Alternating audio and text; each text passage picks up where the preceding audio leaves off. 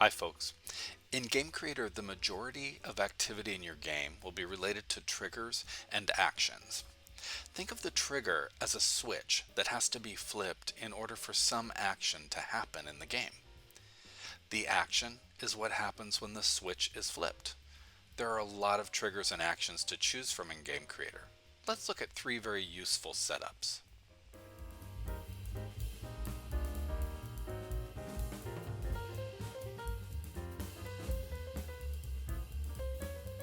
For the sake of time, I've made two walls and one door using Unity primitives.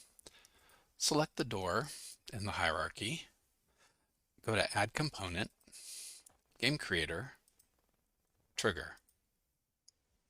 The trigger needs to be placed in the triggering object.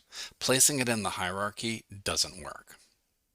I want the door to open when the player gets near, so the door will need a box collider.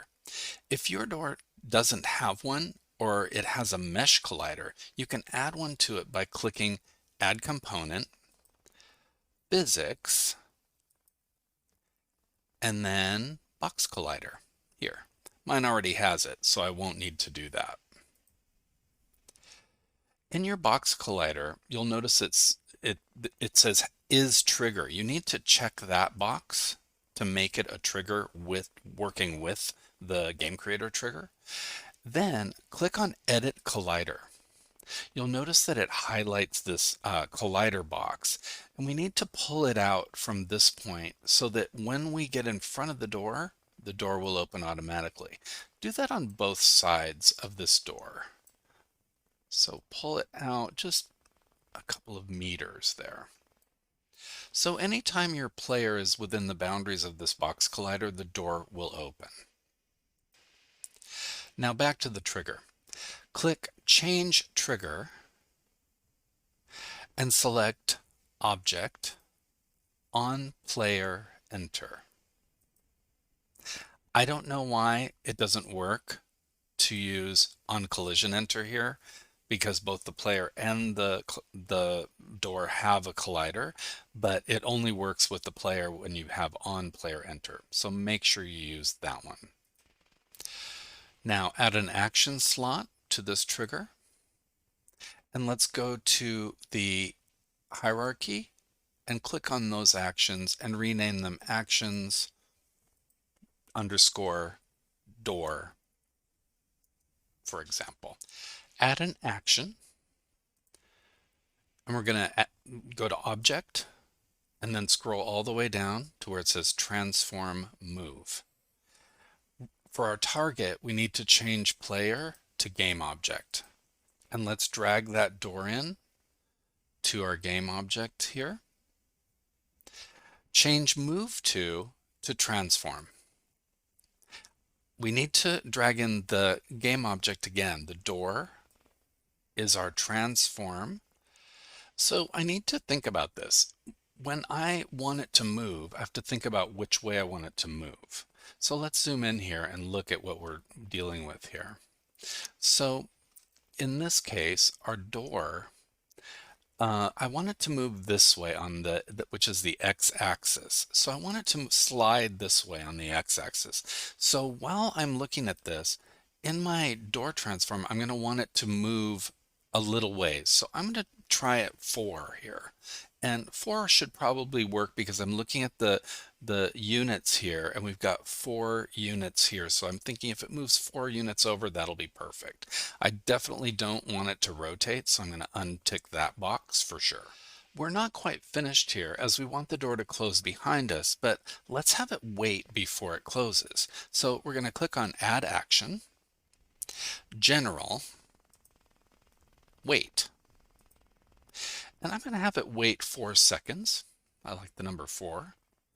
And then we need it to close. So let's copy this move door action over here, and we'll add it in here, paste it there. But remember, we moved it one direction. Now we needed to move it back. So we moved it 4, positive 4. So we're going to move it to negative 4 here. So just put a negative sign in front of that. Everything else should be fine there. All right, let's see how this works. We approach the door. Oh, we hit the collider. Awesome. And it closes behind it. For the pickup object, I just used a small Unity primitive and a TextMesh Pro object, all included in Unity for free. Select the pickup item from the hierarchy. And like the door before it, we're going to need to make sure that it has a box collider. And we're going to mark it as is a trigger, so tick that box. We don't need to edit the collider though, it will be fine for this purpose. Now we're going to add a component, a game creator trigger, only this time we're going to change this to input on mouse left click. Here it is down here. And then we're going to add our action slot. You might have thought that if you clicked on mouse down, that would work. Unfortunately, it doesn't work in this instance where you're clicking on an object. So you want on mouse left click as we have it set here. Select the actions underneath the pickup in the hierarchy, and we're going to rename this actions underscore pickup. Just good practice again. And enter. We'll add an action, go to object, and destroy. That will make this object disappear. It needs to be a game object, of course, and we need to put the actual game object in here that we want destroyed. So drag the pickup into there, and we're good. Let's test it.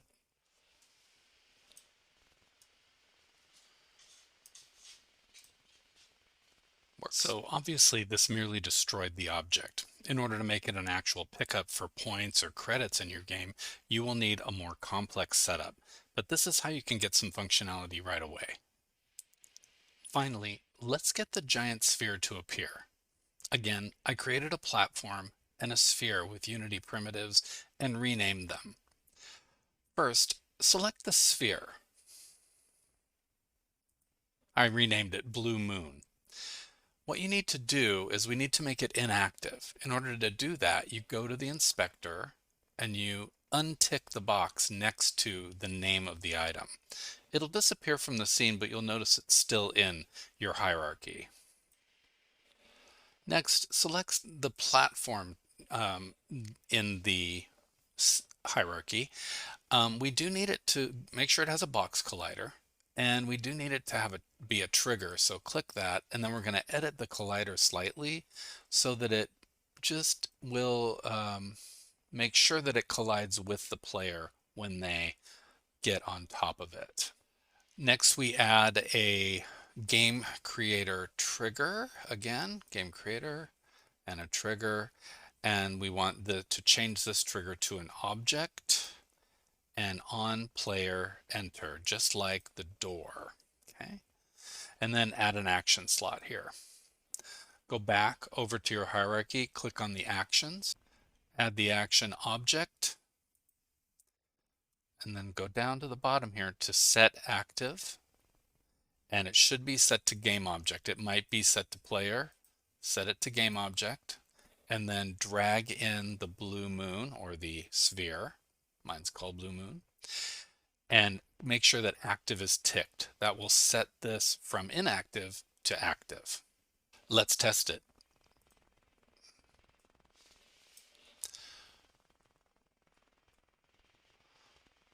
Works. That completes this tutorial. Please give it a like if you enjoyed it. Subscribe if you would like to see more simple tutorials. If you need further help, see the links in the description below. Bye, folks.